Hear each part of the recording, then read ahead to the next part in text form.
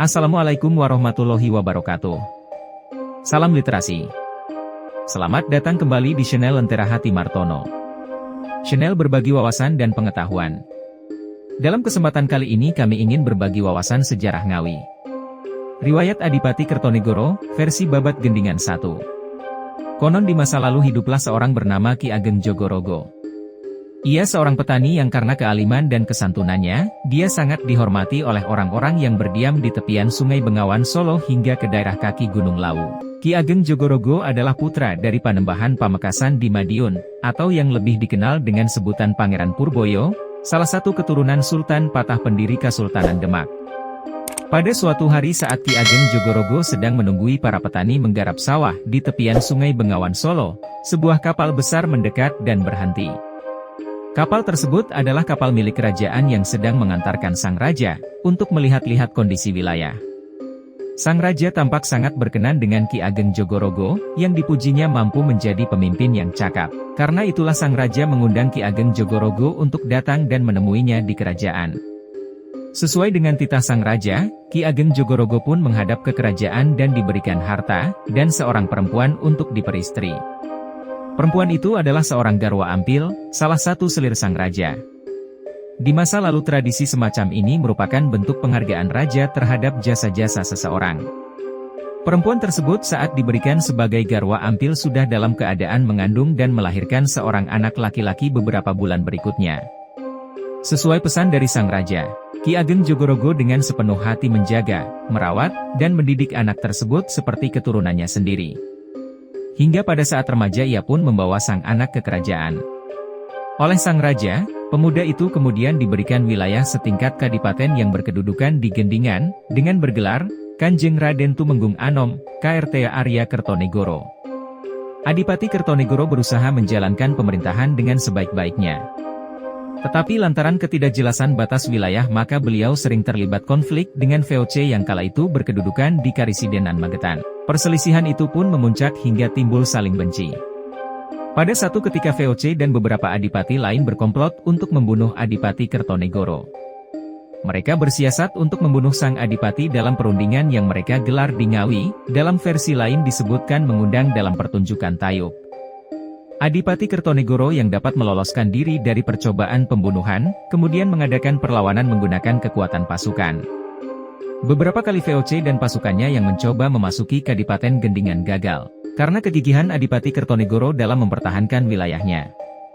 Namun dalam satu pertempuran di tepian sungai, tempat ajang perang sekarang dinamakan Kajangan, Panglima yang juga merupakan patih legendaris Gendingan, Ronggolono tewas karena pengkhianatan. Adipati Kertonegoro pun terpaksa menyingkir, untuk menyusun kembali pasukannya yang tercerai-berai. Setelah dirasa cukup kuat, Adipati Kertonegoro balik menyerbu dan berhasil mengusir VOC dan kaki tangannya dari Kadipaten Gendingan. Di masa tuanya beliau memutuskan untuk mengasingkan diri ke daerah sini dan akhirnya menutup usia di sana.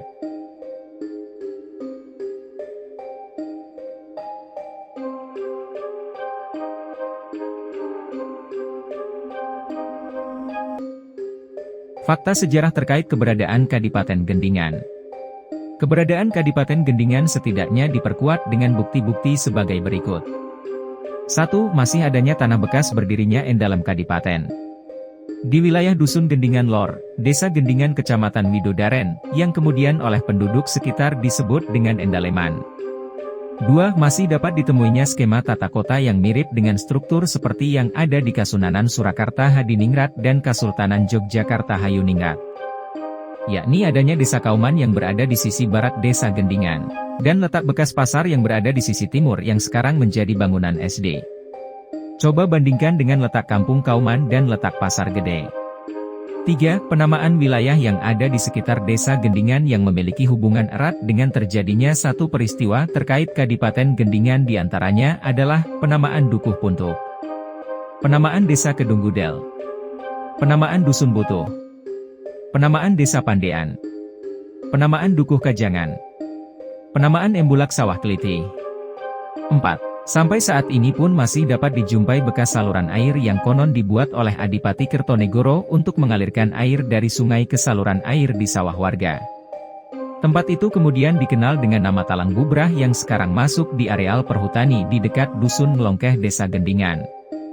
5. Adanya makam Patih Ronggolono di Gunung Jabal Kadas, Ngerambe. 6. Adanya makam Adipati Kertonegoro di Dukuh Miridoyong Desa Kuniran Kecamatan Sine.